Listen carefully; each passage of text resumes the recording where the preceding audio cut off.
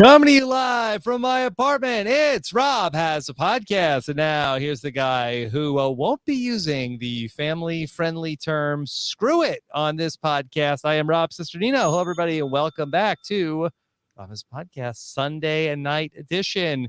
Tiffany became the new HOH and had some decisions to make as the rest of the cookout had some reactions to Tiffany becoming the HOH back-to-back weeks. Here to talk about it, another great panel. Of course, a man who never says screw it during the Big Brother season. Here is the great Taran Armstrong. Taran, how are you? I'm sick and tired, Rob. Sick and tired of your selfishness. It's time for me to be selfish for the first time in my life. Okay? I understand. But it was my turn. No. We all agreed that I was supposed to start this podcast. Didn't we? Didn't we, Josh? Didn't we, Sarah? Mm-hmm. I that was the plan. Exactly. Exactly, Rob. And what did you do? I had a different plan. Unbelievable. Taran, how are you? Other than that. Doing well. Mm-hmm. Happy to be here as always. Even though some people are selfish. It's fine. It's fine. Sorry about that. Okay. All right.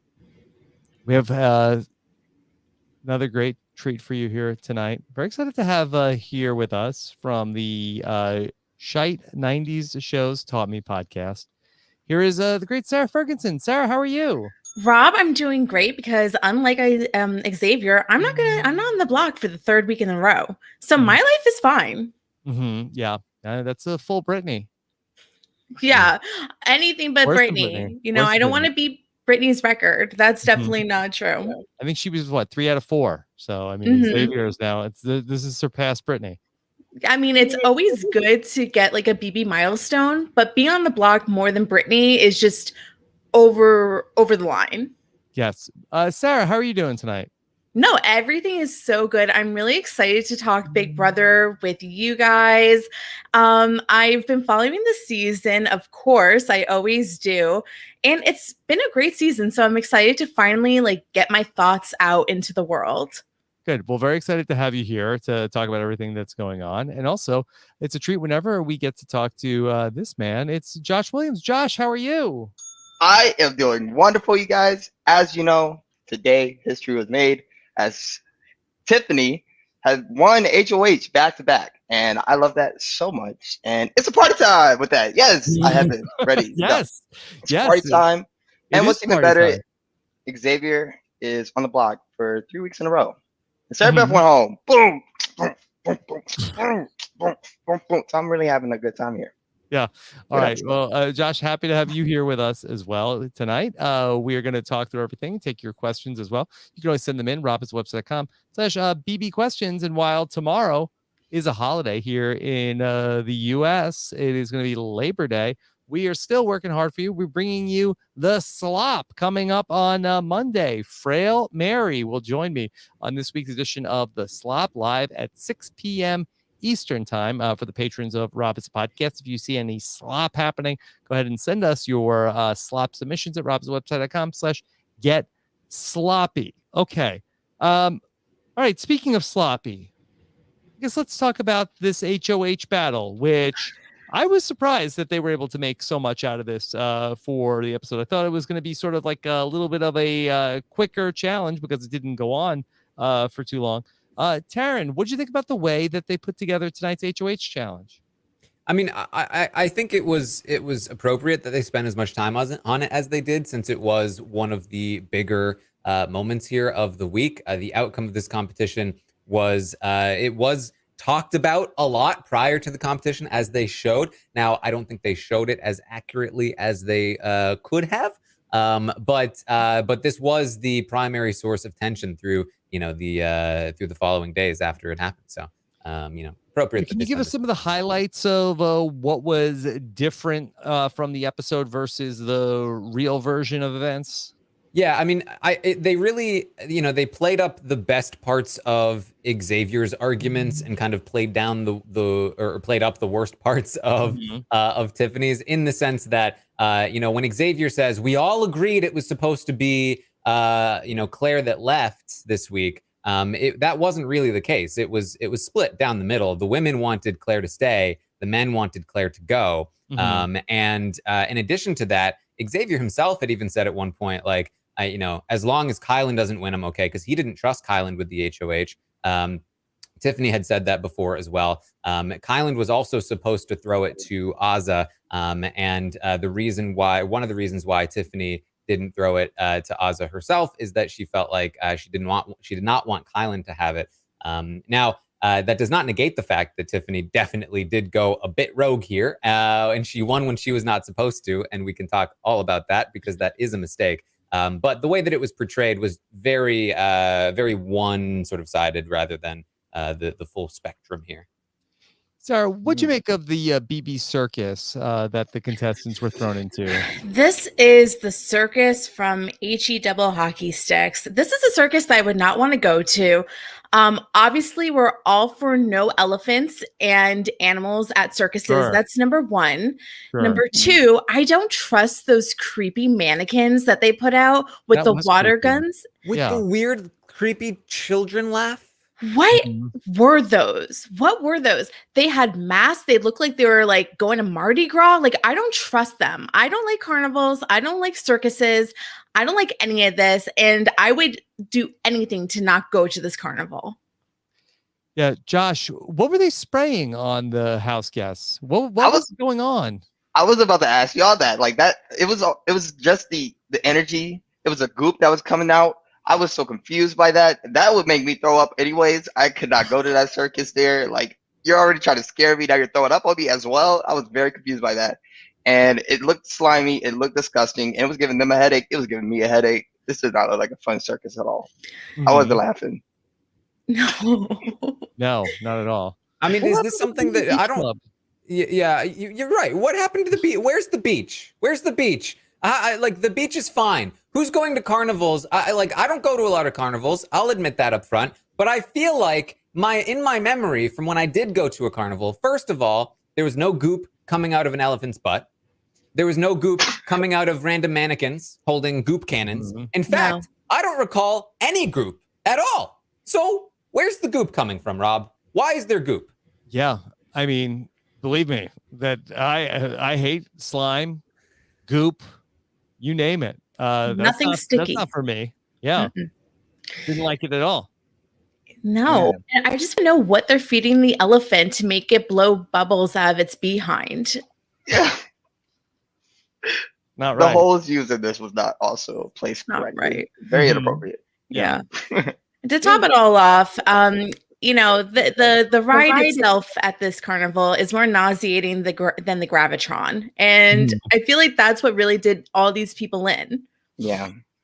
This was a very difficult challenge. Very difficult.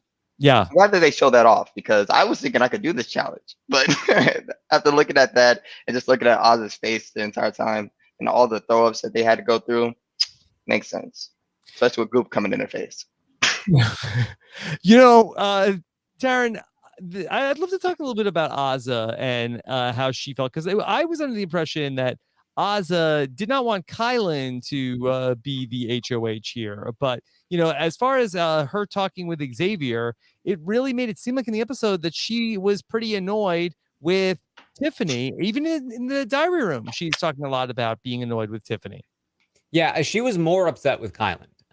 In fact, right away, she was just kind of like, I'm glad that Tiffany stuck it out because I did not want Kylan to win.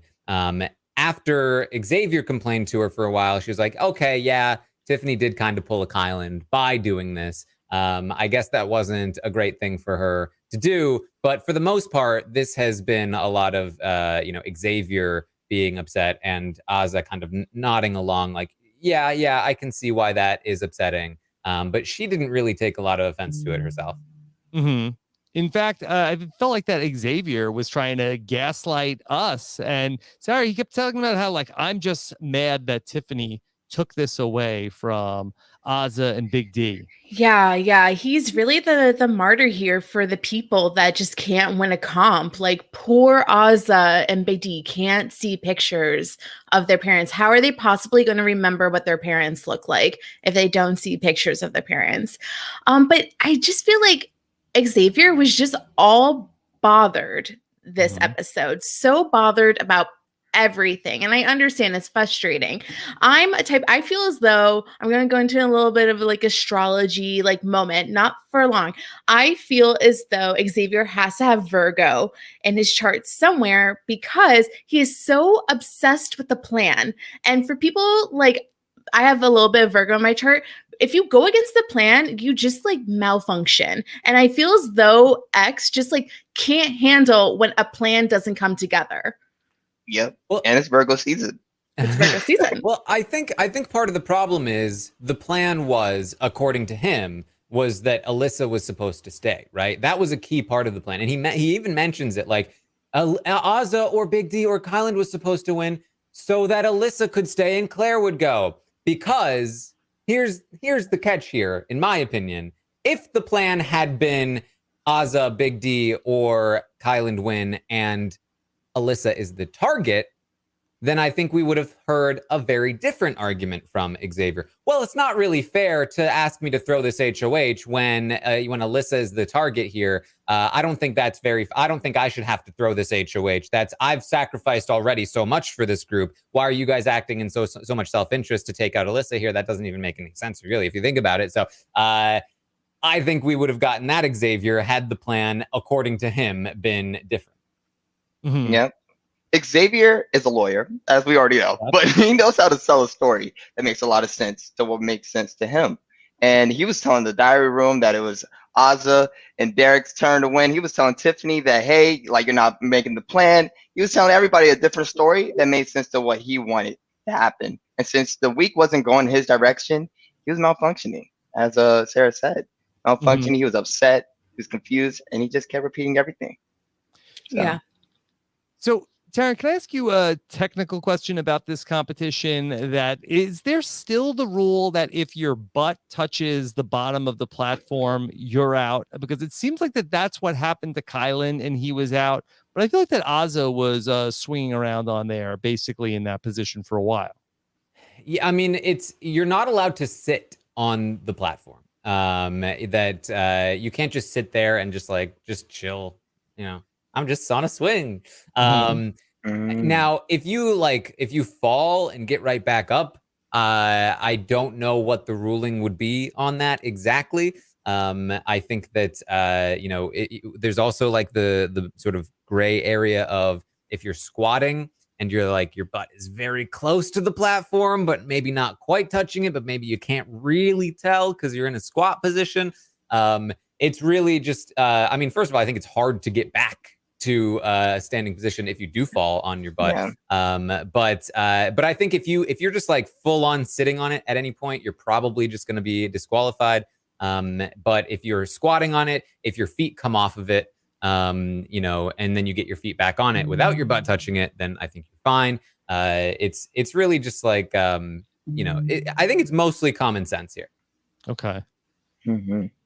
Josh, it got down to Tiffany and Kyland in the last two. And I did, I know people are upset with her, but I thought that Tiffany came across like such a badass going up against Kyland, where basically like Kyland was like, hey, Tiffany, what's going on? She's like, no, I'm not going anywhere. Yeah, and then Kyland had the audacity to play it as if he didn't hear that. He's just like, come on, like, you're supposed to get off. You're supposed to get off. And she said, I'm not going to lose this. Like, I'm not giving you your third win. And it made a lot of sense. And let's look at it. I was surprised that Kyland was fighting so much. Like, Kyland, let her do the dirty work. She wants to take out her closest ally and give her that opportunity. You are going to get yourself 3 wins and become a target anyways. I mean, it makes sense. Nobody likes him. But if he had at least thought about it a little bit more and said, okay, if I get this win, I'm going to be looking like a threat to these people. So I don't know what he was thinking. Fighting her. Yeah. Tiffany, she didn't want to give it up to Kyland, and eventually she becomes the winner. I love that moment where Kyland wanted to basically have an aside with Tiffany, and it was not granted by the group. Yeah, I know. And I was watching the feeds at the moment, and when he asked if they can have a moment, the feeds cut out. So I didn't know, Taran, maybe you know, did the producers tell them like you can't have them go inside? Like, why do you think the feeds cut at that moment? I mean, the feeds cut, you know, here and there. They might have asked production about something. Maybe Kyland asked production about something if they need some clarification at all. But I'm sure they would have loved to, you know, I don't think they would have said, no, you're not allowed. I think they would have loved to have like oh, everybody has to go inside. Why does Kyland need his time alone? Like, you know, I think production usually, I think, will allow things if it's going to make good TV. Yeah. It would have been interesting to see that standoff between them and have it be like, what are you doing? No, what are you doing? I wish that we did get to see that a little bit, but it's a very interesting moment because these people are in the cookout and they're supposed to be in the alliance for the greater good. However, they don't want to lose control. And I think for Tiffany, at that point, when she's so close and so solid on that little disc, I think that it just became like tunnel vision for her. And she's like, I can win this and I want to win this. Yep.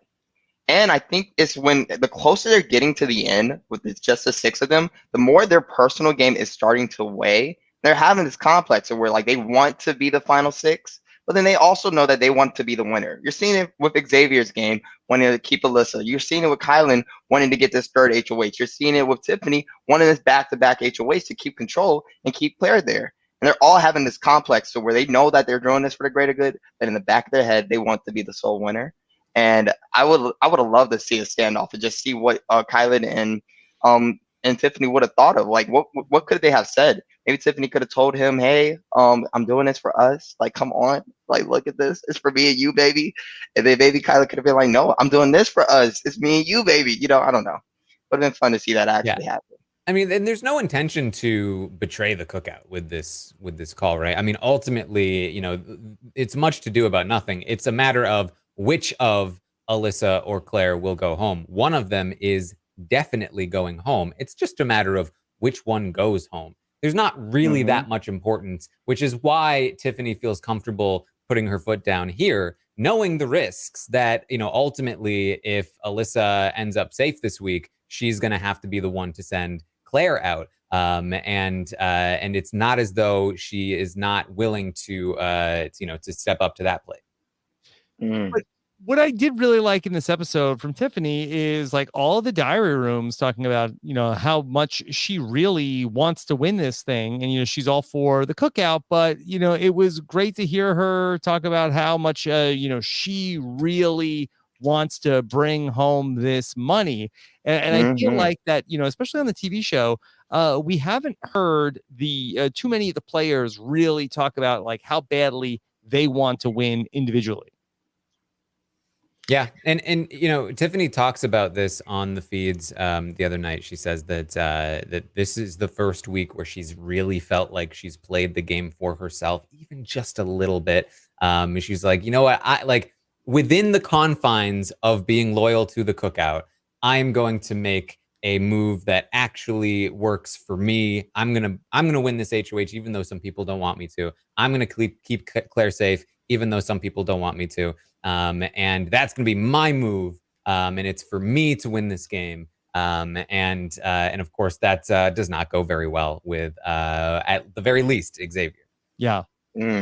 So we see Xavier talking with Alyssa, and Alyssa seems like super checked out, but Xavier is feeling some type of way because Xavier is freaking livid. Yeah. He's freaking livid, Sarah. Freaking livid. I get it. You know, when things are not under X's control, it's just frustrating, I guess, to him. And he really doesn't want his person, Alyssa, to go up in the block. And more so, he doesn't want himself to go up on the block. I've spent 2 weeks on the block. I don't want it to be a third. This is ridiculous. Yeah, it is ridiculous, Xavier. It's okay. You know, it's the cookout. What's good for you is what's good for us, is what's good for us is good for you. That's how it should be. Yeah. A lot of people are surprised by, and maybe people are not surprised by Xavier's behavior, but I remember one week of like very, very early back then when Frenchie was HOH and he wanted to put up Derek. Something happened. He just wanted to go off plan. And I remember Xavier just looking like, no, this is not a part of the plan. He was freaking out. And this is not surprising because Xavier likes to see things going one way, and he saw his position and him being on the block 3 times in a row. You got Kylie with 2 HOHs, Tiffany with 2 HOHs right now. His chances of winning is going down. Yeah. And that's really what he was losing. He was losing his way of winning the game, and that's why he was so livid. Yeah. Not only was he losing this person. How about the whole, well, if everyone else is winning, why can't I win? Why am I keep throwing competitions? Yeah. It's very, you know, like, I just want to hear from Xavier that, because like, I do not hold it against him if he wants to play for himself. I do not hold it against him at all. In fact, I encourage it. I want it. I would love to see Xavier, turn his back on the cookout. That would be big drama. And he takes Alyssa to the end, and oh boy, like Xavier makes a run for it. Whatever. That would be fun. That would be whatever. But I need him, in the great words of Brett from Big Brother 20, to own it.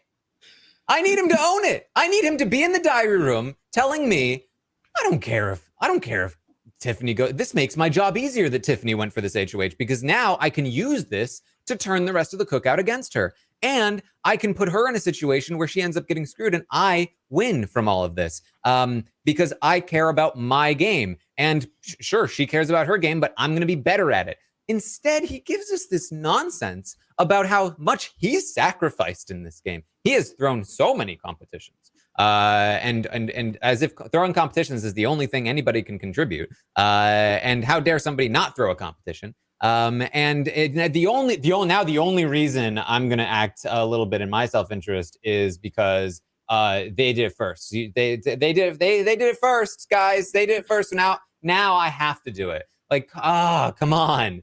Like, I want to see him play in his own self-interest. I don't want him to do it because he's genuinely just like acting like he's like Tiffany has sacrificed a lot. A lot of the people in this game, in this cookout, have sacrificed a lot in this game. And Xavier propping himself up to make it seem like he has sacrificed the most, I do not think is fair on a level that is outside of the game. It's not something that he's using in the game to advance himself. It's something that he genuinely believes, and that's frustrating.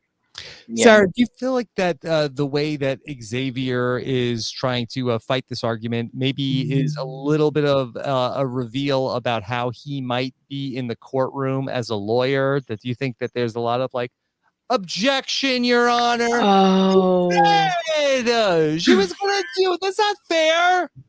Oh my gosh, wait, Xavier in like a Law and Order special. I could only imagine.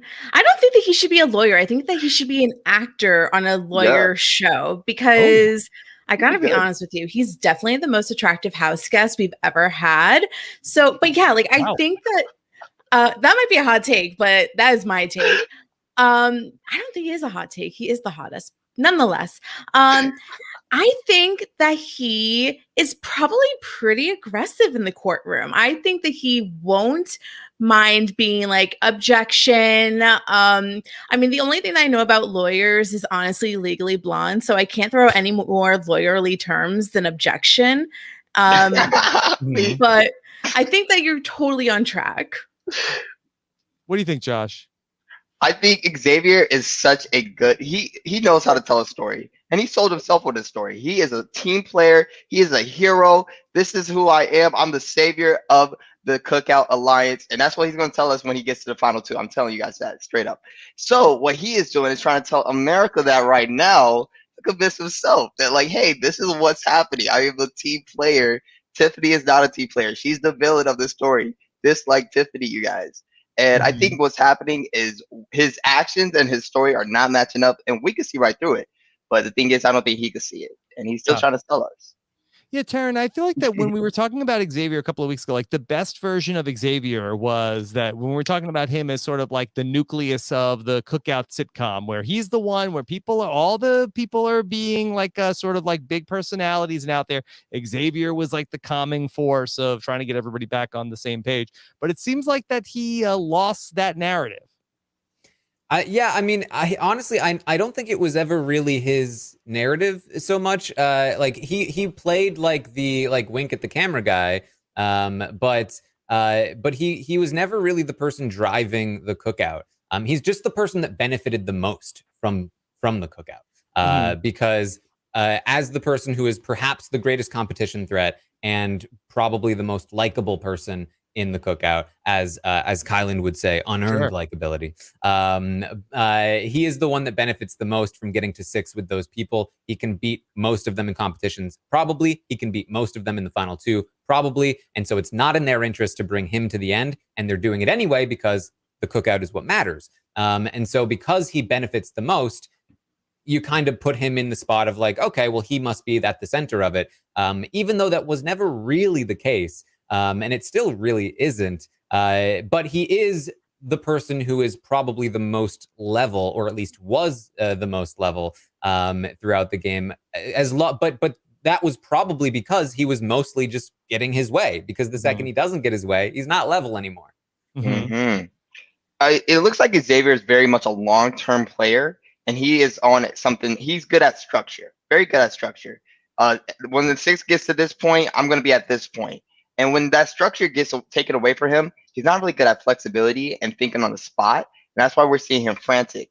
Unfortunately, we're in a group of housemates right now who can't necessarily see Xavier Fluxure right now and see that he's frantic and messing this entire alliance up right now.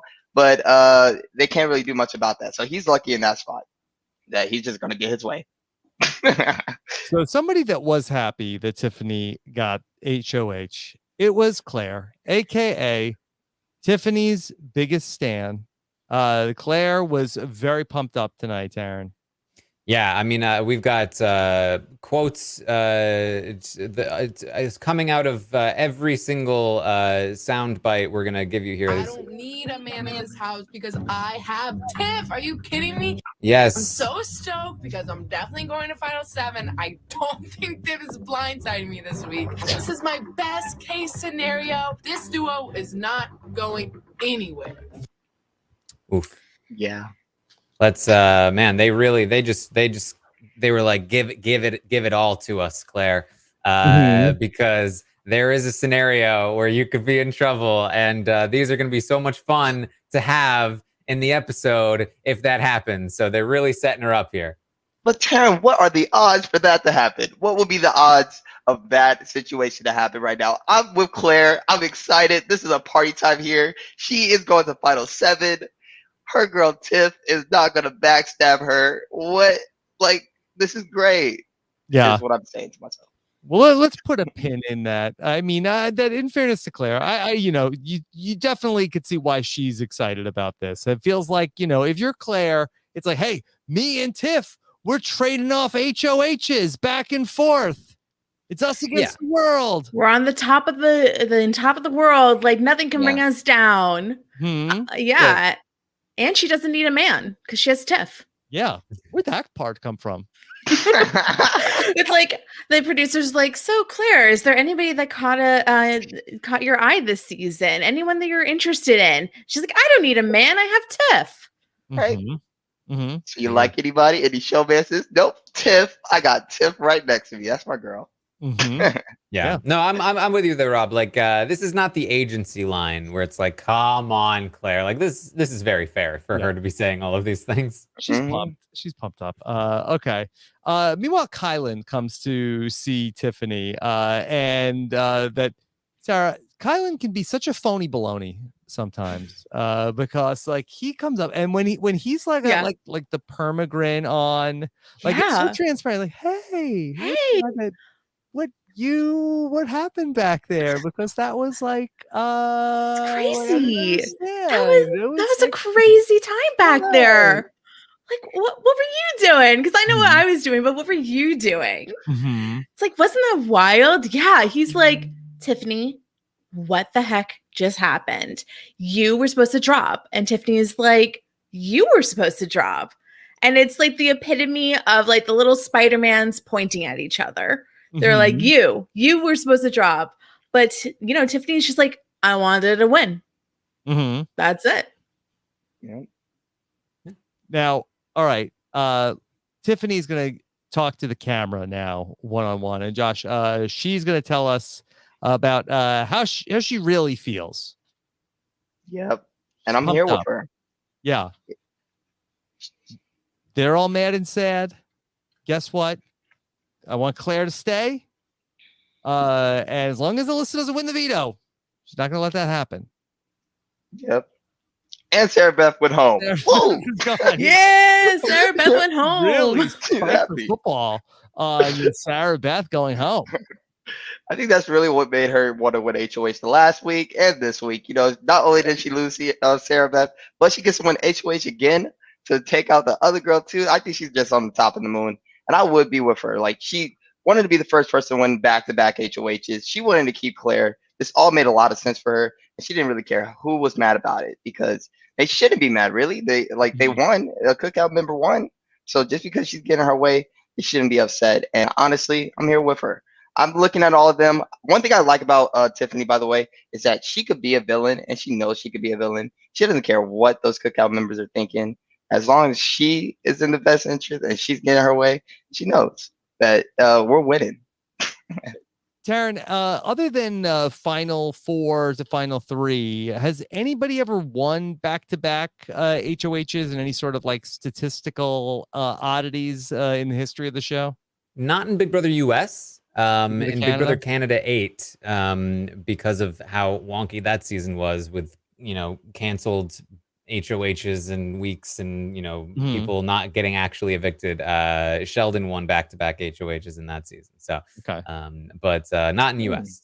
Okay. So congratulations to Tiffany on the history. Okay. Get to see a little bit of Derek F and Azza. Derek F needs a pep talk, Josh. That Azza was there to sort of pick him up off the mat. I was so Azza. Azza is like a saint in that house for telling him, finally, stop having a tantrum. Stop having a tantrum, please. Hey, listen to me. Get over here. Stop it. Stop with this. One thing about Derek F is he does not know how to stop. He will continue telling the same story. I'm going up. Oh my God, this is happening. This is happening. And I'm glad Azza's here to like really hone him in, circle him back to where this all started, and kind of remind him that he did start this alliance, just to give him some type of fire so he could actually start making some moves. But in that meantime, I hope that worked. I don't think it did necessarily, but at least we had that moment where stop having a tantrum. Azza, she was there for Brittany, Sarah. Now she's there for Derek F. Yeah, there's one thing that Oz is really great at, and that is being, a person that people can use to cry on their shoulder. I mean, I really think Ozza is like a big sweetheart. When everyone's having a hard time, it's like, oh, okay, I'm going to go cry to Ozza now. And that's what we are always seeing, is that people go to Ozza to so that she can console them. This moment, I felt for Big D, because it is really hard for him to win a competition. I know that he can't control his size. He can't control like how athletic he is. He could work on like studying, but actually he's dyslexic from what I've heard. I think that's true. So studying is hard for him too. So it's definitely frustrating for Big D not to be able to like pull a win out. And I feel for him. And I think that if I was in the house, I think that I would play the Ozza role and console Big D, because you don't want to see Big D like cry big tears down his face. Like, I would feel so bad for him.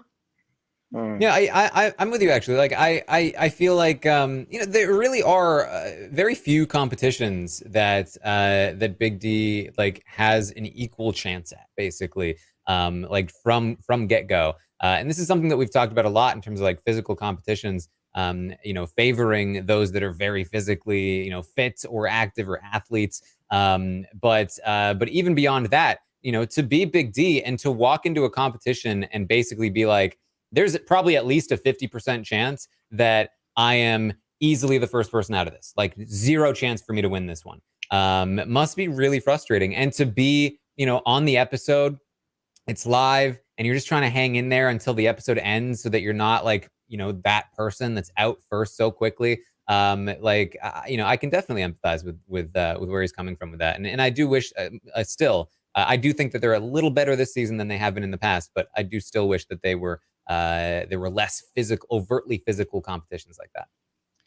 I would like to just come back with my opinion. I don't necessarily mean you guys. I thank you guys for enlightening me with that. I forgot that one part where Big D was talking about how he was mad at losing the competition, and I do really sympathize with that. And I know how like negative that can really put on your energy and just really bring you down. And that's probably why his gameplay was a little down this entire week.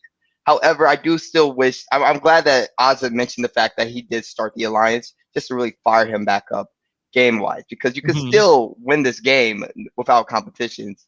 Look at Dr. Will. She should have just said, like, Big D, you're the Dr. Will. You're the big Dr. Will. The Big D Will. Okay. I mean, when Big D complains about, like, I'm going up on the block again, when he's not going up on the block, that's when it's like, all right, Big D. I'm running this game and nobody's giving me the respect. Like, okay, Big D. I mean, he has a flair for dramatics, but you gotta love that about him. Yeah. Big D, big dramatics. That's what the D stands for. But Ozzy was like, yeah, you're making history. You're part of an alliance. And it's still he was like, yeah, but I didn't get to win. Come on. Big D, you have a superpower. You could fall asleep anywhere at any time. Do you know how much I would kill for that? Yeah, to have that power, man. That is a power. I'm in my bed. Like, boy, I wish I could sleep right now. To not have anxiety and be able to fall asleep instantly, like, can't relate to that, ma'am. That's the confidence of Big D, that he thinks he's running the game and he can just sleep wherever he wants because I guess no predators are going to come and eat him, I guess. He might have been a cat in his past life. There you go. But see, I don't know. I guess what's the gene that lets you sleep? Like where did that evolve from? I don't know. That's just for another podcast. We can talk. We'll get into that a little bit more. All right, but while Big D is snoozing, Ozzy and Xavier are talking about the cookout. Ozzy says, you just gotta trust the process, Taran. Yeah, just trust the process. She says that because she also feels like, again, because Xavier's sitting over here just like, I've done so much for this group. I've sacrificed so much. Ozzy is in the diary room, like, yeah, like I feel like I've given a lot to this alliance, and it doesn't always go my way. In fact, I don't think it's ever gone my way. Basically for Ozzy, she's never really had a lot of power to contribute to the alliance, but she has had to, sort of sit through this game where other people were in power, and she couldn't really say much about it because they were in the alliance, and she couldn't really mount any kind of, counter to it. Not that she necessarily would have, but it's been a struggle for her as well. Now, it's not something that she is going to loudly complain about all the time, but she's kind of, Ozzy over the last week especially has really been thinking about her role in the game and what it means for her to be there. She came into the game thinking, I'm a big fan of the show. I'm a June fan. I'm going to come in here. I'm going to play this game. I'm going to cut people. It's going to be fun. And she's found out about herself that is just not even close to where she is in this game and who she is in this game. And so she's coming to accept that. She's along for the ride. She feels like she told this to Tiffany that, she's starting to think that her role in this game was to just come and help, the cookout, essentially. She's not really destined to win this thing. Yeah. things never go her way, Josh. She never gets to win. She never gets to win when they try to throw her things. Somebody always ends up winning the HOH. That she doesn't get, even when she wants to go on the block, they tell her no. She has a middle school crush on Xavier, and that he's not going to go there with her. Man. You know what? I think what really happened. I really feel bad for Asa. I really do. I didn't even realize she's already been through what Xavier's experiencing 4 weeks ago when Brittany was crying every time she got on the block. And I think she really just came in and, she didn't want the role of being a floater or the role of just being a supporting character for her Big Brother journey. It just was given to her. And now that it was, she kind of she can't fight it no more. She accepted it.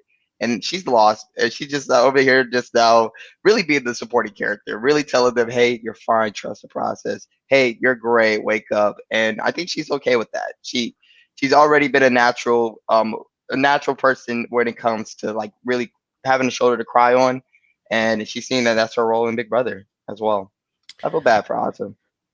I would say that there's still a lot of game left. And just because she hasn't been played a totally active role thus far doesn't mean that she can't turn it out. I want to see my Big Brother players with a little bit more fire. That's the only thing that I want from Asa. You can turn up the fire. You can ramp it up. The game is not over. There's 8 people left, Asa. Go, come on, let's go. Mm-hmm. I don't like the defeatist attitude where she's I love that she, wants to build other people up, but I want her to build herself up. Yeah. I think what's really happening though is that a lot of these players are depending on that win, that HOH win, that fire of a HOH, fire of having control and fire of having something go their way to really want to keep the ball rolling for themselves. And since it's final 8 right now, and a lot of them haven't had that ball roll for them yet, they're not wanting to do much either. They're keeping this defeatist role, and they feel like they won't be able to win even if they made it to the end. And I think that obviously that's not true. There's still a lot of game to happen, and there's still a lot of things that they can definitely do. But they're starting to realize they can't see that. And I don't understand, if you guys have a ticket to be at final 6, why not shake things up? You have a 1 out of 6 chance of winning this game, meaning you still have an opportunity to win this game. So I don't know. It's a great point. Mm-hmm. And I've got Asa in the draft. So come on, Asa. So then we definitely need Asa to ramp it up right now. Come on. Let's go. All right. Let's get into this was a pretty juicy conversation with Tiffany and Xavier, Taran.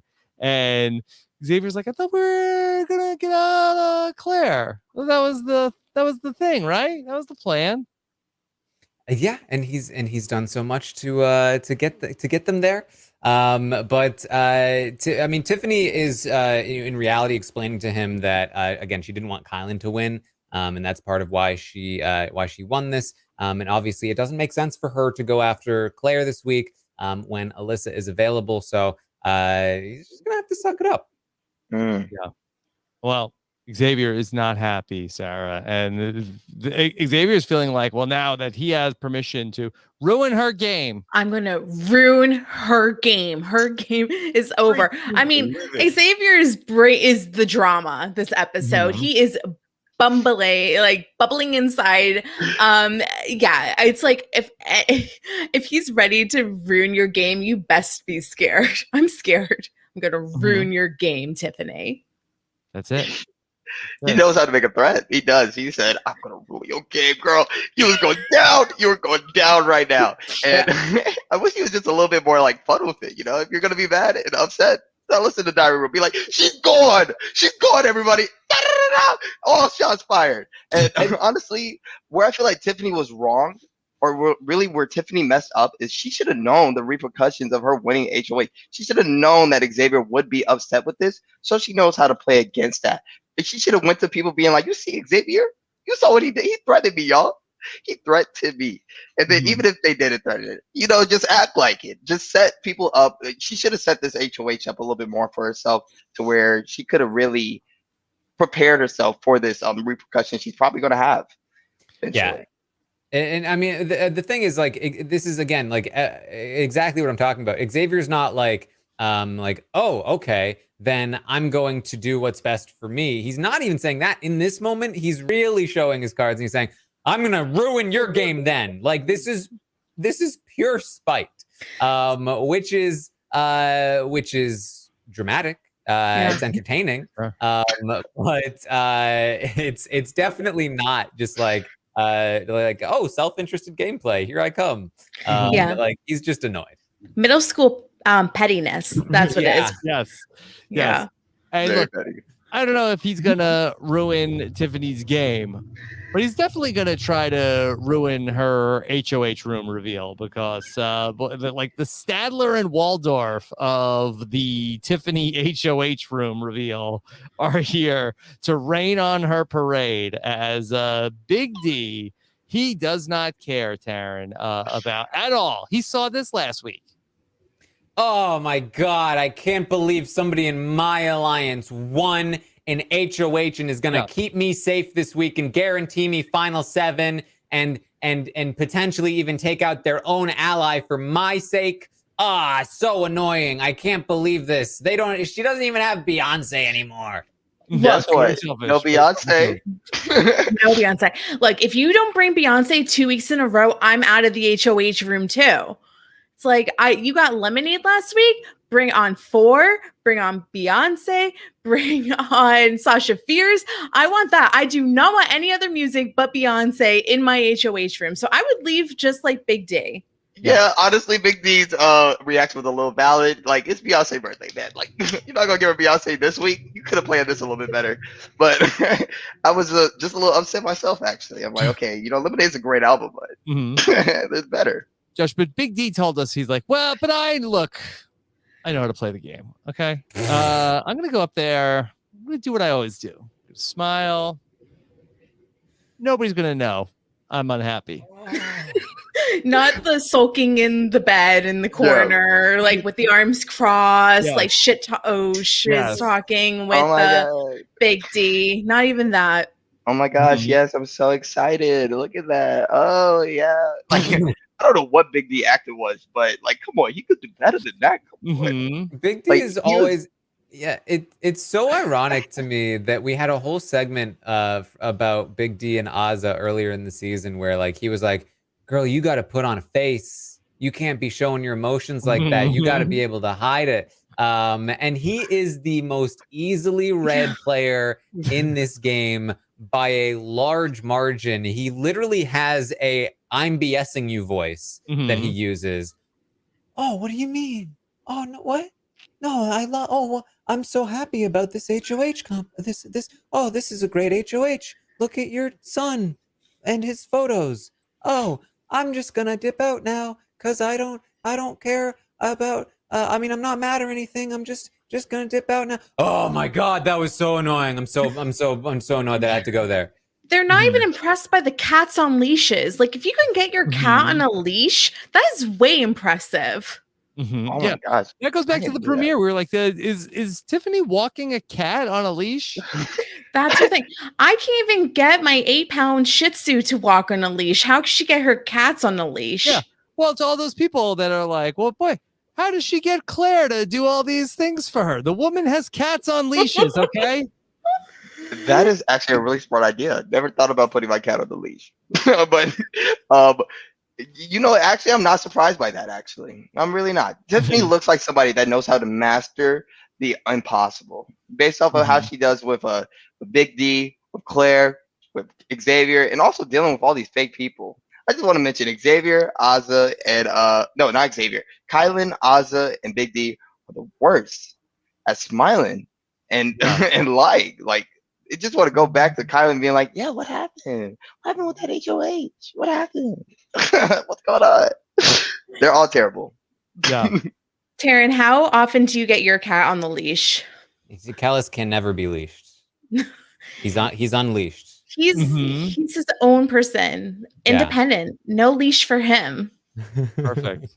So Taran, I was wondering, do you think that the final straw for Xavier was when Tiffany got a bucket hat in her HOH basket? Oh no, I wanted a bucket hat. Not the hat. How dare she get the hat? I threw this HOH and this is what I get. No bucket hat, and she gets the bucket hat. The bucket hat. Not even 2 bucket hats so that we can share. How dare she? She's so bucket hat selfish. He See, should have been nicer. He probably would have got the bucket hat. I wanted Azza or Big D to get the bucket hat. Yeah. That's what it's This all was- about. I know what this it's was- like to have a bucket hat. I wanted to see them have that feeling. She stole it from you. Mm-hmm. Yeah. Can you believe she stole your bucket hat? Like, come Yeah. on. How selfish. They should have been able to experience the high fashion of bucket hatdom. Yes. Josh, so then we see Xavier and Derek F. They storm out. They say, like, we know how this is going to go. We know this story. They go downstairs. Tiffany, she clocks this right away. She's like, oh, they're talking about me. Go to the spy screen. I love this though. I really, if they were to keep this up, this energy of like, okay, the guys versus the girls, obviously we don't need to like them. We're keeping the alliance undercover. It said their feelings are very genuine, and I'm just not I'm not really understanding why Tiffany they like click that in their brain. Maybe they are talking about you. Maybe this isn't a good thing necessarily. Maybe Xavier does not like you in this situation. Why are we really playing this week this way at the moment? Like I just don't know if Tiffany really was thinking too much in the future of how they were reacting right now, because obviously they're planning to evict you.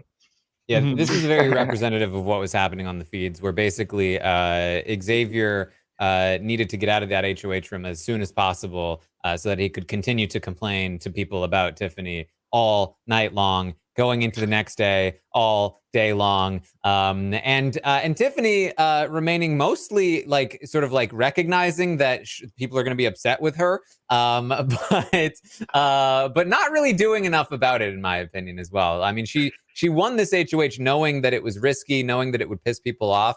And she really had this energy, which was like, let them be pissed off, which is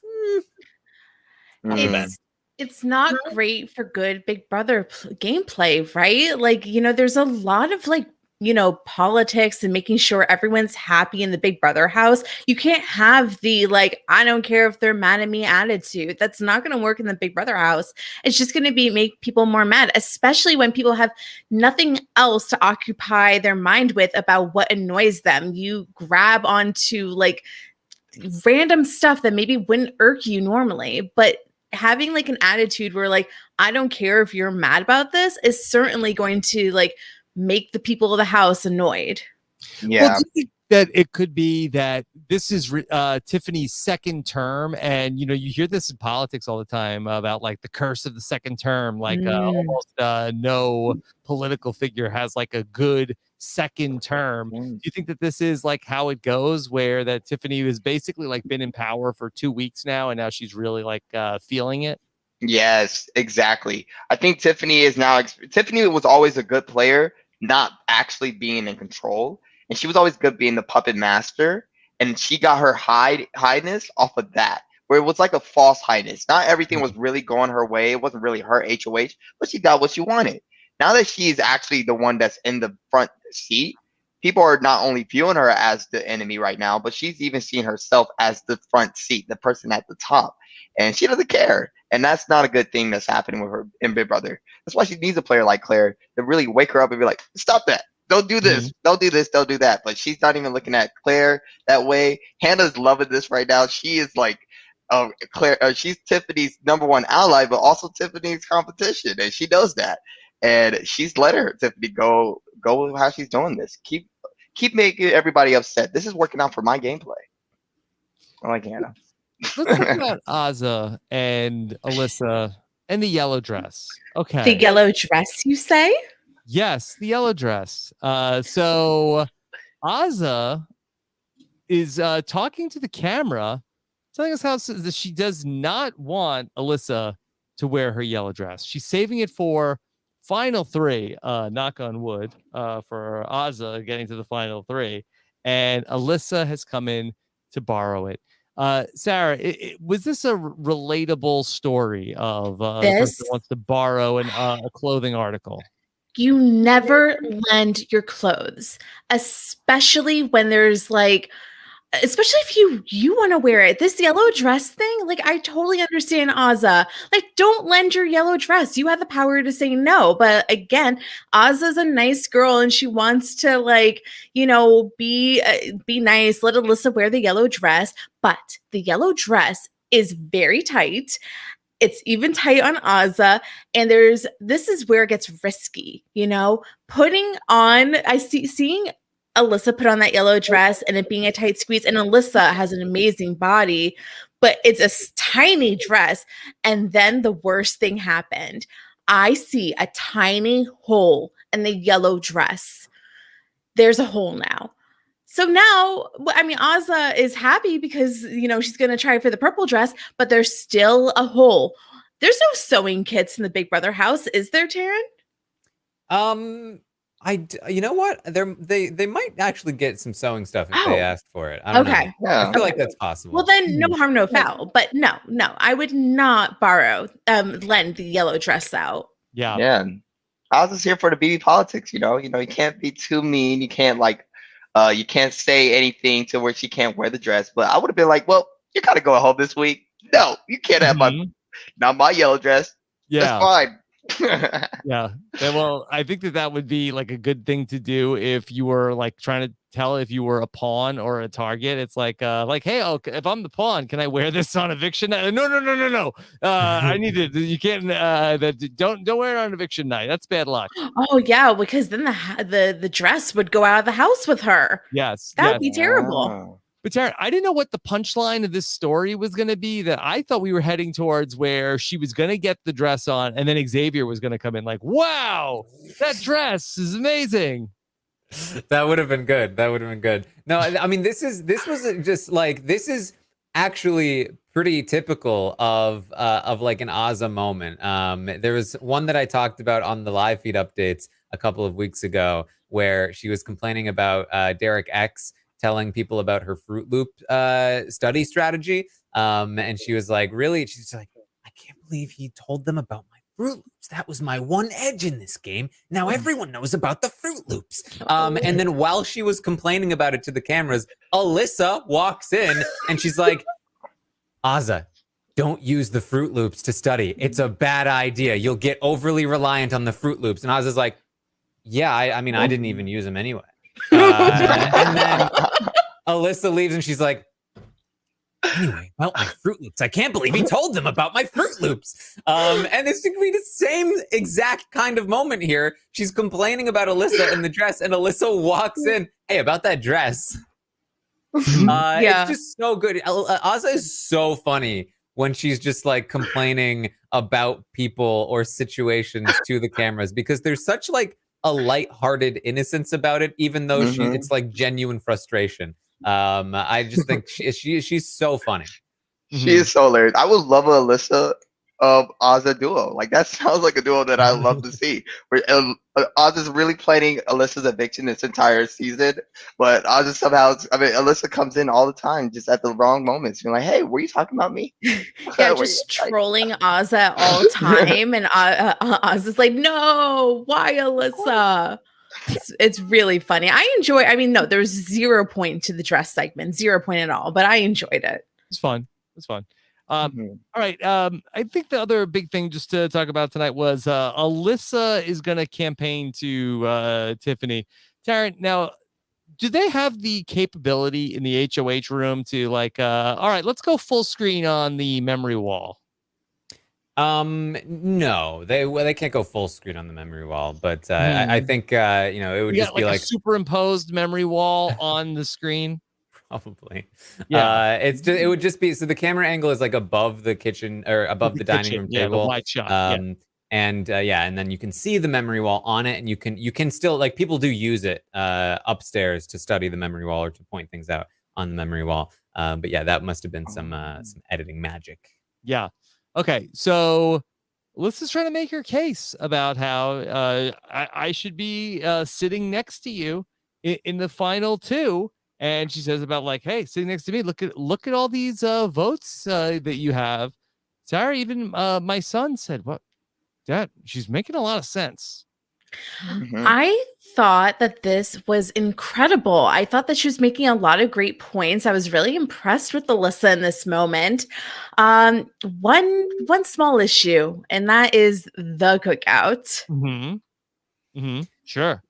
It's a weird situation because most people, when they're HOH and they have a target, there's usually a self-interested reason for targeting that person for the most part, and they're usually targeting people that it's mostly in their interest to target. You don't usually have a situation where like Alyssa can make amazing points because there really are plenty of other great options for Tiffany to nominate, assuming the cookout doesn't exist. And so from that perspective, she's able to, be like, look at all these great points for why you shouldn't get rid of me. And Alyssa is a smart player. I do think that she has a lot of, ultimately unfulfilled potential in this game. But strategy is not one of those the faults that she has.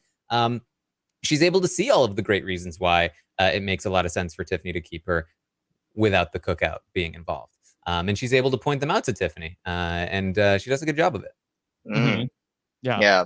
Alyssa's good at like telling, like knowing how to sell points because she doesn't have a person that she could fight an argument against. Like she is more or less trying to see like why it makes sense to work with me, but who do you nominate other than me?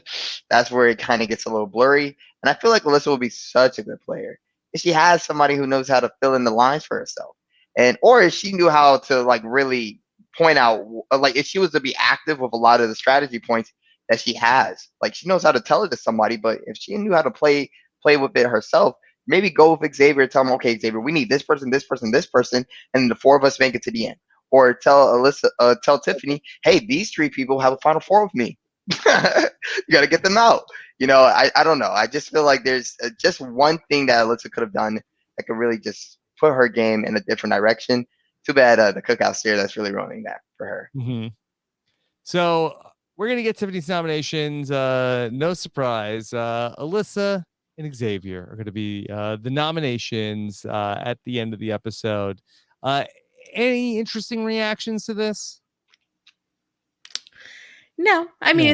it's not a surprise at all. The only thing is Xavier complaining for I think like the fourth time this episode. Oh, this is the third week on the block again, and another threat to ruin Tiff's game. And he's like, I could be friendly and play good, but now it's time to be mean. So that's like the one thing from Xavier. Alyssa is like, yeah, like I thought I would make my pitch, but I'm just Whatever. over it. I'm over the fakeness. Over the I'm fakeness. yeah, over like the smiling and talking about nothing. Like I'm just ready to win veto and just focus on the game. So for my last potential week here. Okay. All right. Anything else about the episode? I know the chat has asked us for live feed talk for a solid hour now. Let's do it. I think it's time. Yeah. With some good editing. I'm just kidding. Yeah. Okay. It's terrible. Sorry. No. I think. Yeah. I don't think so. Well, what was the worst part? Well, once we get to the live feeds, I think you'll find it. Okay. All right. Fair enough. Okay. All right. So without further ado, let's get into this week on the Big Brother live feeds. Here we go. The Office of Civil Defense has issued the following message. This is a spoiler. Warning. A spoiler. Warning means that an actual Spoiler. against this country has been detected, and that protective action should be taken. Yes. Okay. All right. And nothing interesting going on. Right? All the same. Yeah. Same old, same old. Yeah. This mess from the Zingbot?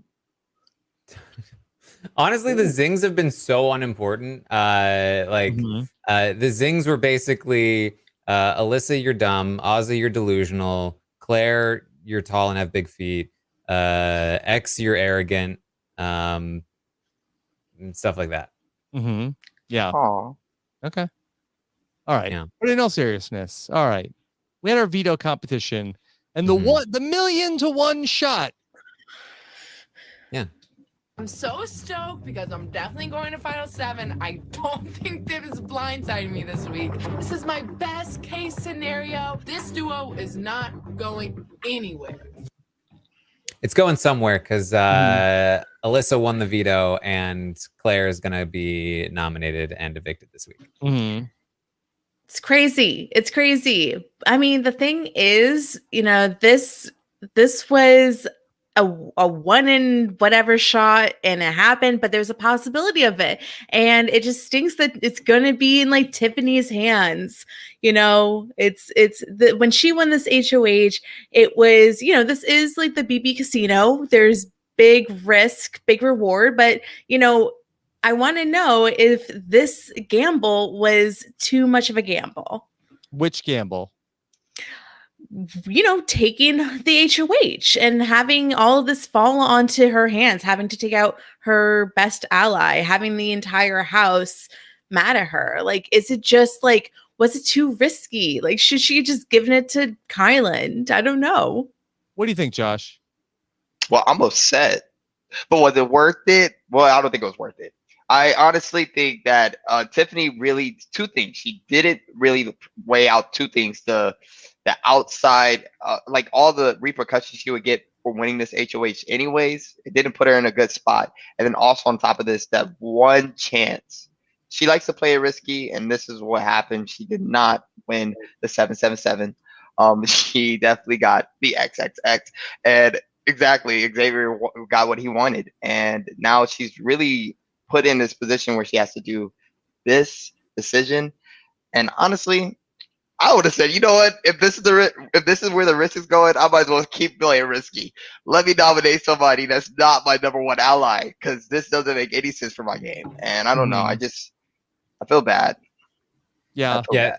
There were two risks here. One is, can she get away with this within the cookout and get them on board with the fact that she won? We asked that question on Thursday when she won, and ultimately wasn't the case. She was not able to prevent Xavier from freaking out and being super pissed, and she has fallen in the hierarchy of the cookout because of it. She's lost some connections, she's lost some standing in the end game. Very bad for her. Then there was the second gamble of, well, at least there's the backup option of you are ensuring, hopefully, that Claire ends up at the final 7, and that gives you some extra outs to move forward in the game, in the end game. But the gamble there, of course, is that Alyssa wins the veto, and you have to send Claire home anyway. Now you have to do it yourself, and you just nominated Alyssa. So if Alyssa wins at 7, she's probably looking at you. It's really, really bad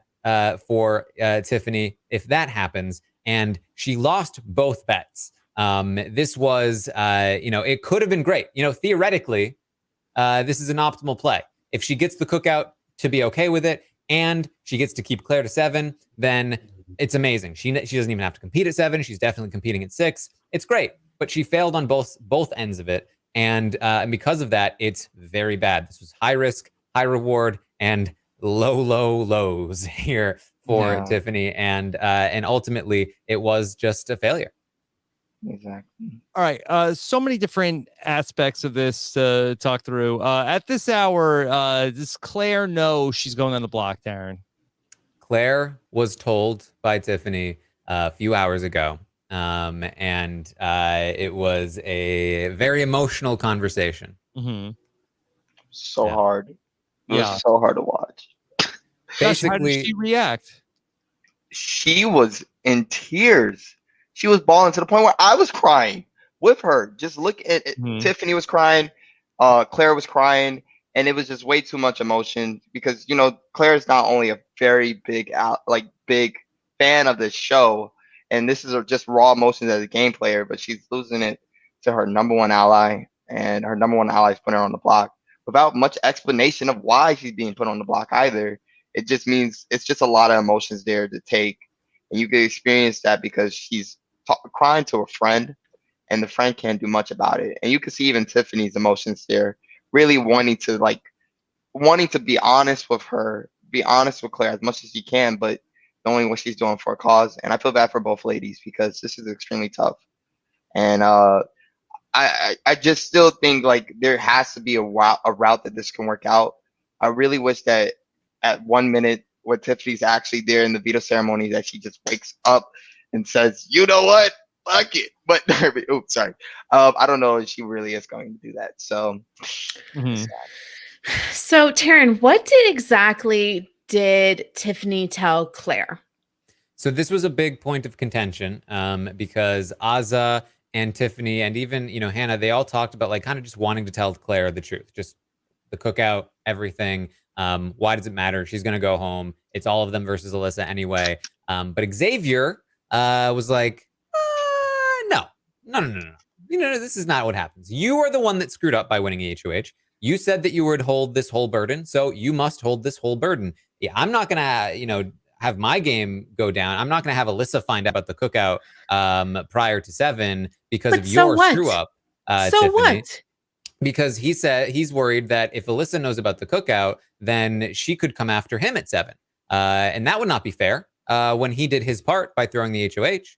And this, again, though, like this, I'm cool with. Like, this is him, this is him being self-interested and other people letting him be self-interested. So if they're going to let him do this, good on him.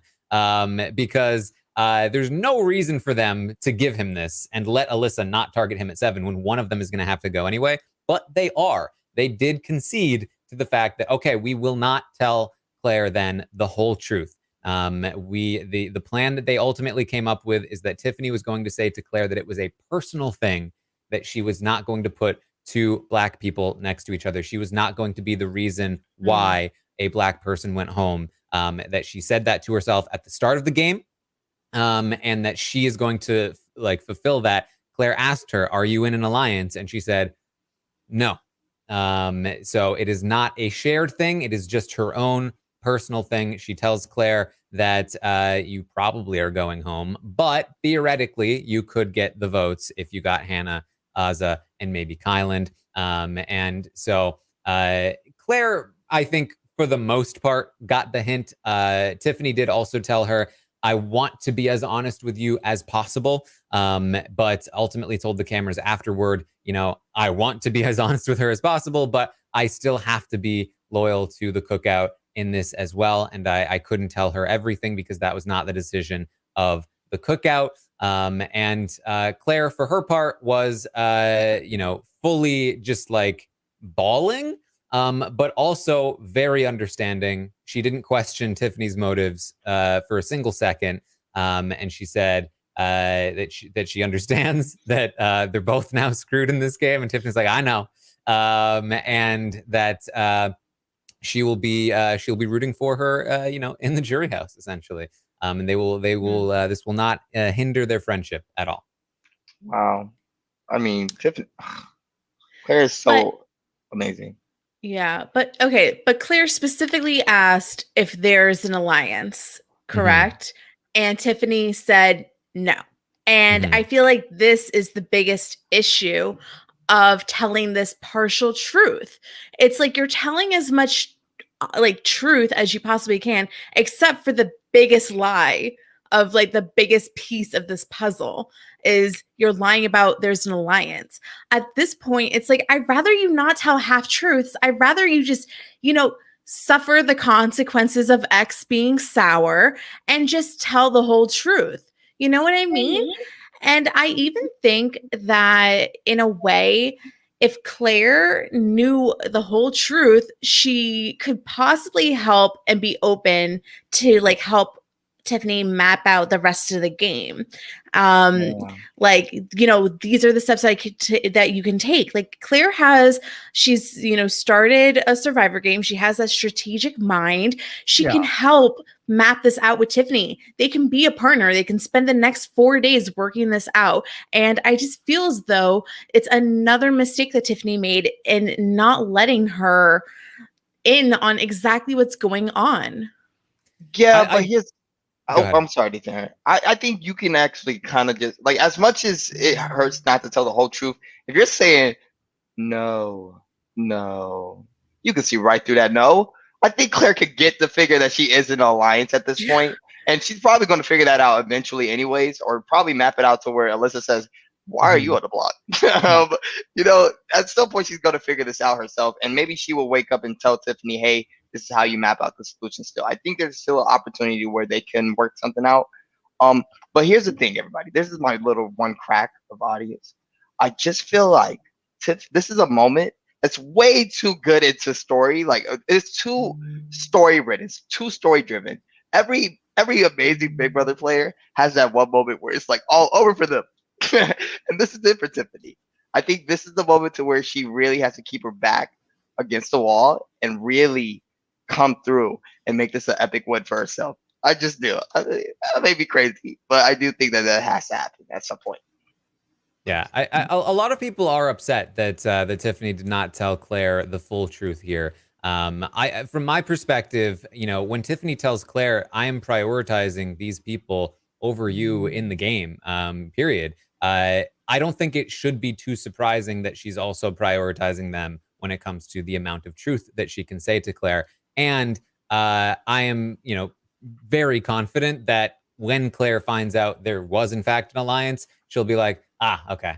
I don't think she will mind. I think she will again understand that, okay, when she was explaining it to me, she couldn't tell me the full truth because they didn't want her to, and she had to respect their wishes. I don't think it's that big. I don't think it's as big of a deal as a lot of people feel like it is, just because, again, you know, I think she is trying her best here. Obviously, it's not something that she wants to do in the first place. And I don't think that she's intentionally holding things back for any personal reasons.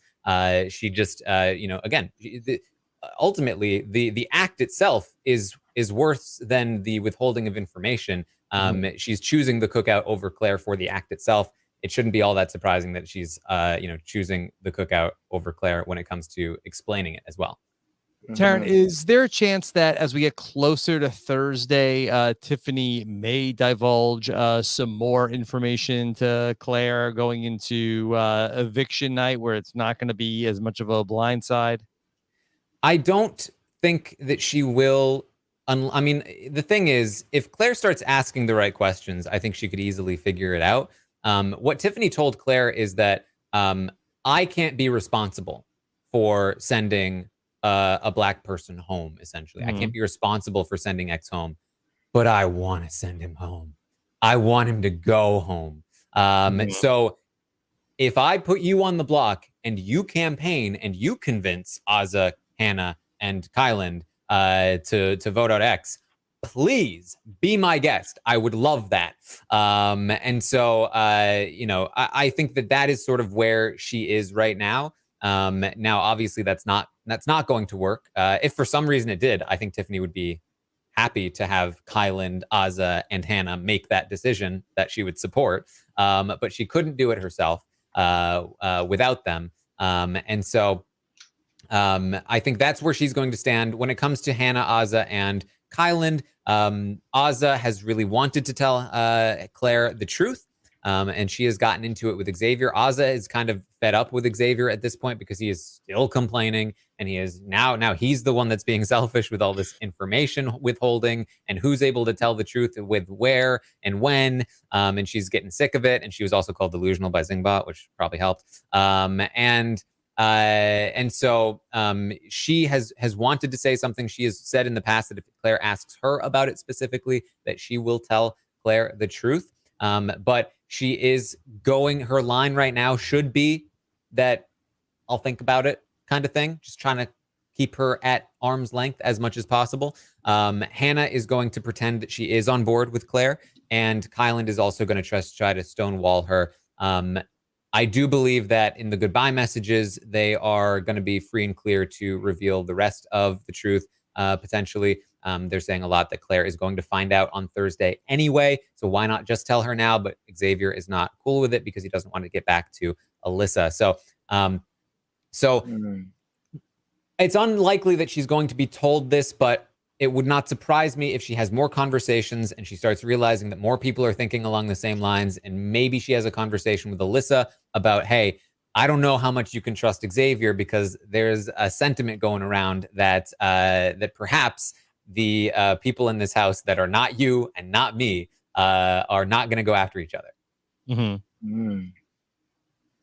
But I that's a mean, hard pitch to make, especially when you don't know for sure. yeah. I feel like if there's anybody who could make that pitch, anybody who could really get out of this situation, it is Claire. And I feel like this is a fire that needed to be lit under her butt to really show why she's a really good Big Brother player, why she's a really good strategist, and why she's able to really put these reads together. She shouldn't be too surprised that there's alliance together because she thought there was an alliance the entire time. She knew that there was she felt as if there had to be an alliance that Tiffany and Hannah are a part of that they're just not telling us. And she figured that out with Derek X. So I think she can at least point herself in the right direction to where, hey, Alyssa, this is what's about to happen. We got to figure something out. Or tell Kylan, like, Kylan, how are you going to win this? Just think about it.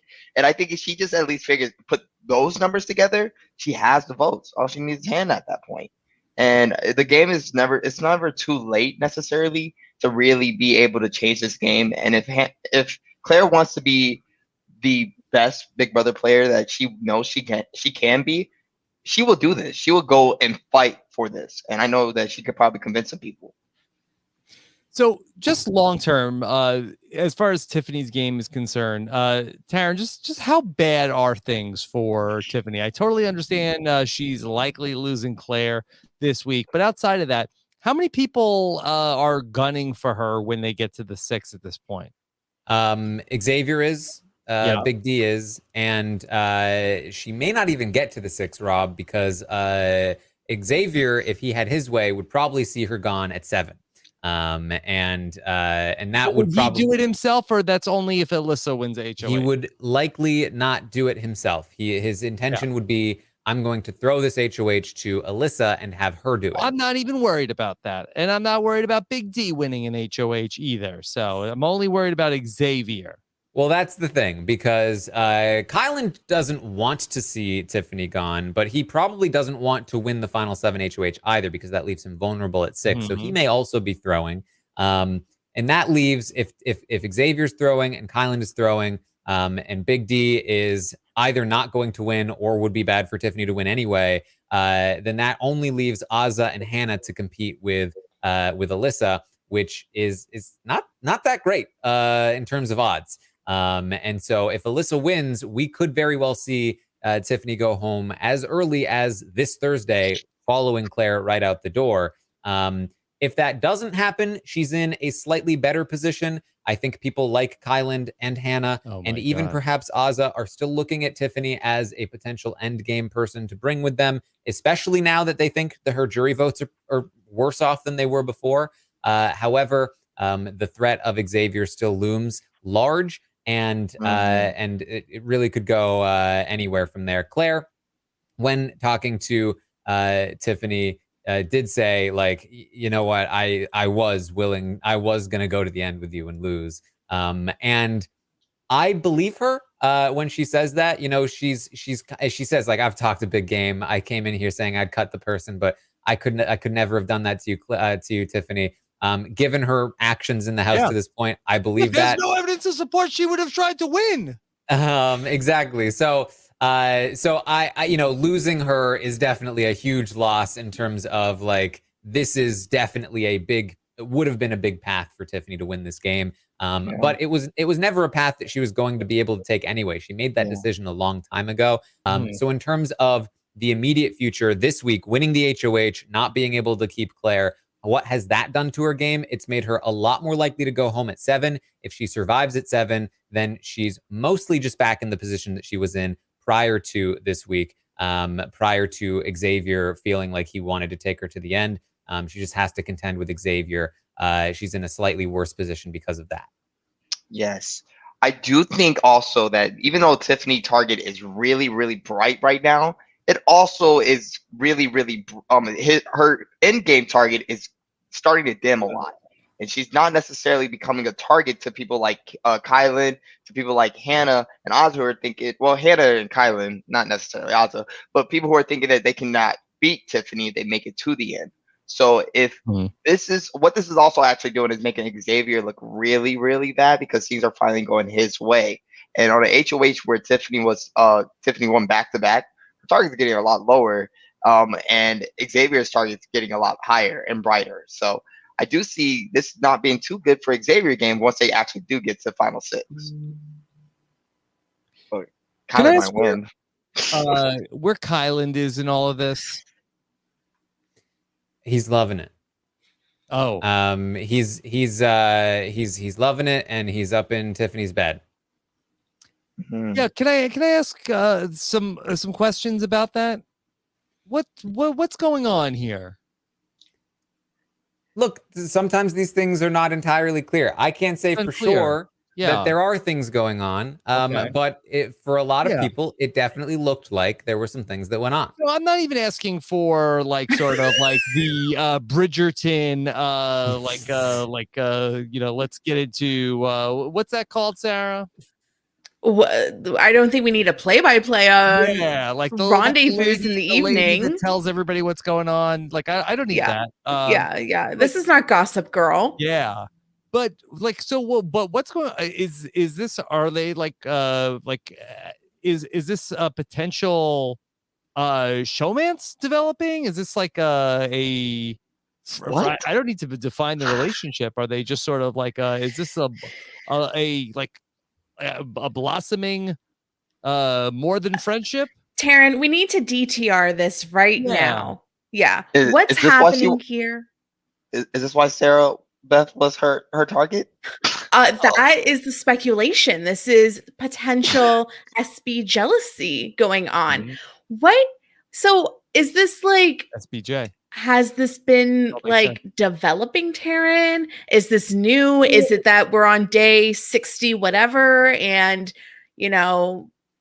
I mean, what's happening? Honestly, What's the tea? I felt like we were all on the same page here. It was pretty clear from the start that that Tiffany wanted Sarah Beth out of the picture because she wanted Kylan in the picture. And we talked about that a lot when she came up with the whole master plan in the first place. It was in part because Kylan, she found out, was a lot closer to Sarah Beth, and Sarah Beth was a lot closer to Kylan than she had realized. And Claire made her aware of that, and Kylan, accidentally slipping up with the jackpot information helped her become aware of that. And she talked about, he was her final two, her genuine final two for a long time until Sarah Beth came into the picture. She even said a couple times that he is a person that she would date if not for people like Sarah Beth around. This is and he has given her lots of massage. I think he understands the situation as well. When he was trying to get her to convince Hannah to use the veto on him last week, he spent all night massaging her feet. He anytime he's trying to get something from her, there's a massage going on. It's this has been there. I love it. Girl. Yeah.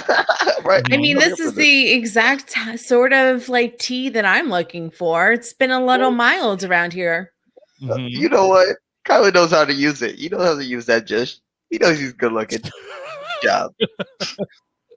I mean, whatever keeps Kylan off of Yelp.com, I would rather him putting his endeavors in something a little bit more positive. Yeah. Taran, I feel like this is good for Tiffany. No? Yeah.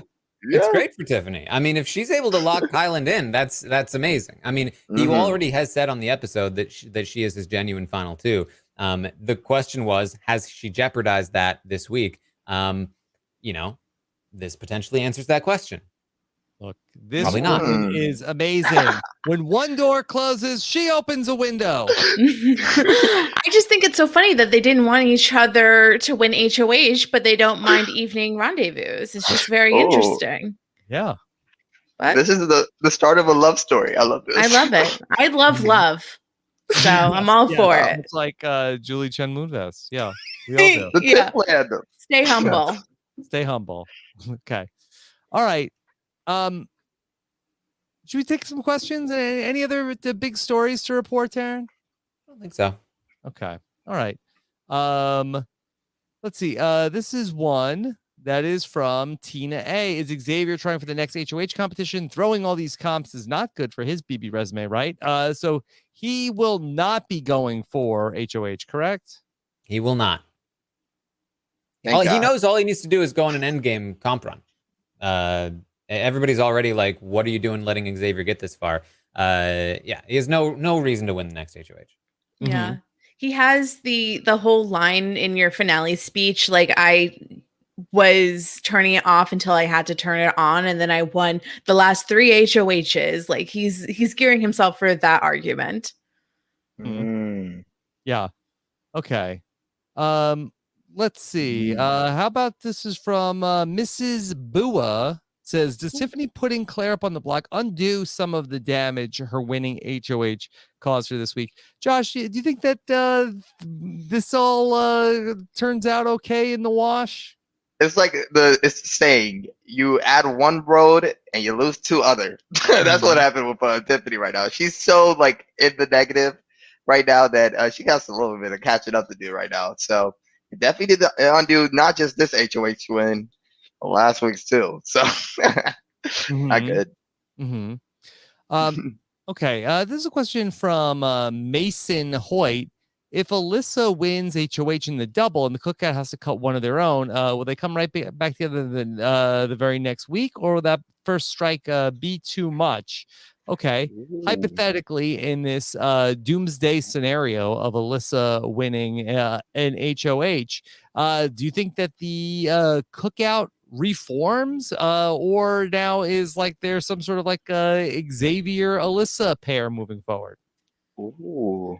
I think the cookout reforms, but Xavier continues to throw the competitions until Alyssa leaves. Which means Alyssa wins, takes out Tiffany or Kylan for him, and then he throws again to let somebody else take out Alyssa for him, and then he's in the final 5, and he can definitely win that HOH. I don't think anybody else in the cookout, apart from perhaps Tiffany, would strike out on their own. Or honestly, maybe even Kylan would, but you know, they wouldn't be able to do it without the support of other people, which I don't think would happen. And so, especially because it would be one thing if it was a full week of Alyssa as HOH and them having to throw each other under the bus and figure out which one of them is going to go. It's a double eviction. It's going to be over real quick, and they're going to be right back to it. Karen, do you know who Tiffany would potentially go up on the block with in that Alyssa HOH scenario? So that's the thing. If they want Tiffany gone, then they kind of need to put Tiffany up next to, you know, like Azza or a Hannah or something. If they put Tiffany up next to Kylan, we would likely see, you know what? Actually, it doesn't matter. She can put Tiffany up next to Kylan if she wants. Big D and Xavier voting out Tiffany would be all they need, and then Alyssa would break the tie to evict Tiffany. So it probably would be Kylan. It's not good. Kylan's our only hope, right? Wow. Okay. All right. Scenarios coming up this week on Thursday. All right. Anything else BB23 tonight? That's all we got. No, I think that it's going to be a really interesting night on Thursday. Doubles are always exciting. 2 doubles 2 weeks in a row are even more exciting. I think it's going to be a great couple of weeks of Big Brother coming up. Yeah. Yep. The drama is on fire right now. I honestly think this is Tiffany's success story. This is the part of where, like, you know, they say the crystal, when a crystal is crystallizing, I'm forgetting it. You know, when they're under like pressure. Crystallizing, yes. Yes. When a rock is on, yeah, anyways. You know the saying. This is it right now for Tiffany, and she is about to really rise with the phoenix. Yeah. Right now. She's a piece of coal under incredible pressure. She's about to become a diamond. Oh, a diamond. Yes. Thank you. Yes, Thank you, I see where you're doing, Josh. Well, this was a very fun chat tonight. I really enjoyed this one, talking about everything here tonight. Let me tell you a little bit about what's coming up. Taran, tomorrow morning, it's going to be a Monday chat with Amon. Yes, a lot to talk about tomorrow for it's the minutes update. since we've heard Amon on the live feed update. Well, there you go. Well, he's back for a big one. Okay, it'll be a Monday morning with Taran. Okay. All right. Then for Labor Day, and then later on Monday night, it'll be a Merry Monday on the Slop when Frail Mary joins me to talk about everything that's going on. I'm sure we will get into Kylan's complaints, anything else that's going on in the world of the Slop. robhasawebsite.com/get sloppy. All right. Then gonna have more stuff coming up. No doubt about it. Yeah. All right. The stock watch is going more Amon on Tuesday night. Amon is going to be with Taran and Melissa to talk about the stock watch, see what's going up. Boy, Josh, with these doubles coming up, boy, the market could be volatile. Oh, I would not want to push your stocks at Tiffany. It'll be an interesting week for the stock watch for sure. Yeah. Yes. Okay. And then I've been doing some really fun Survivor 41 previews with Mike Bloom. We got recorded interviews with the Survivor 41 contestants. The second of our 3-part series is up. Talking with 6 more members of the Survivor 41 cast. This cast is really fun so far. We got to hear their answers to our questions on that episode, and then we'll have a 3rd episode for you coming on Tuesday. So be on the lookout for that all on robhasawebsite.com. Then on Tuesday night, we talked about the 3rd best season of all time, Survivor Pearl Islands with Mike Bloom and Haley Strong. But this Tuesday, we'll talk about the 2nd best season of all time. It is going to be Survivor Cagayan. Please, Akili and Washington Post TikTok guy Dave Jorgensen will join me this upcoming Tuesday to talk about a season that is huge. We needed it. Survivor Cagayan. Hey, Taran, message alert. Whoa! What's back? Whoa! It's an alert. The circle. And then these people, I guess, are going to be on it. Probably. Looks like it. Yeah. What do you think their names are? Can we bring them up again? Yeah. It's David. Yeah. Mary. Xavier's on my mind. And Lisa. I was thinking Rhonda. I was thinking Lisa as well, Taran. Oh my gosh. I was thinking Camera, Natisha, David, and Lisa. Yeah. Like that. Sarah, plot twist. 2 of them are catfishes. Who are they catfishing as? Madonna and Lisa Left Eye Lopez. Oh wow. Well, okay. Yeah. It's very believable people to be in the circle. Okay. Of course, this weekend, check out Why Sandra Won Survivor Pearl Islands. By the way, Taran and I will have episode 1 recap of the circle when it comes out on Wednesday, and then we'll have roundtables. Yeah. What's that? We're gonna have a premiere party. We're having a premiere party? Yeah, it's a podcast party. That's exciting. The premiere. Yeah. Oh my god, I love that. Yeah. Oh, it's Tune in. Very, very Party fun. time. Yeah. Okay. Yes. Okay. Then we have Why Sandra Won Pearl Islands. Check out David Bloomberg and Jessica Lewis talking about why Sandra won Survivor Pearl Islands. That's always fun. Spoiler. And then overall the challenge that we have Ali Lasher, Brian Cohen talking about everything going on this season of the challenge on our challenge wrap up. Always fun. And then over on the Married at First Sight wrap up, Asia and Amy are back to talk more about the latest goings on Married at First Sight. Of course, so much going on here in the month of September. The biggest month we've ever had in the Rob's Podcast patron podcast feed between everything we're doing with Big Brother. Be sure to check out Taran and Jacob Jones covering for me on this past Friday's BB Q&A. Which you could also hear and listen to, or hear and I guess hear and listen to is the same thing. Hear and watch the Sarah Beth exit interview and more. That's in our patron podcast feed, in addition to everything we're doing with Survivor, including the weekly patron feedback shows for the Top 40 Countdown and our brand new Survivor Q&A coming to the patron podcast feed this month. It's all at robswebsite.com/patron. Of course, you can check out everything from our sponsors at robswebsite.com/offers. And of course, never miss any of our live episodes when you subscribe on YouTube and hit that bell to be notified whenever we're going to go live. And follow us on social media at Rob Has a Podcast and at RHAP Grams on social media. Okay. All right. Sarah, what's coming up for you? So, if you don't know, I have a podcast with Jessica Sterling, and it's called SHIT 90s Shows Taught Me. And we cover Boy Meets World, Dawson's Creek, and like other 90s content. We just had our 1-year anniversary where we did a 90s snack bracket. So, our Lunchables, the best 90s snack. What about like Capri Sun? We determined what the best 90s snack was. Go-Gurt.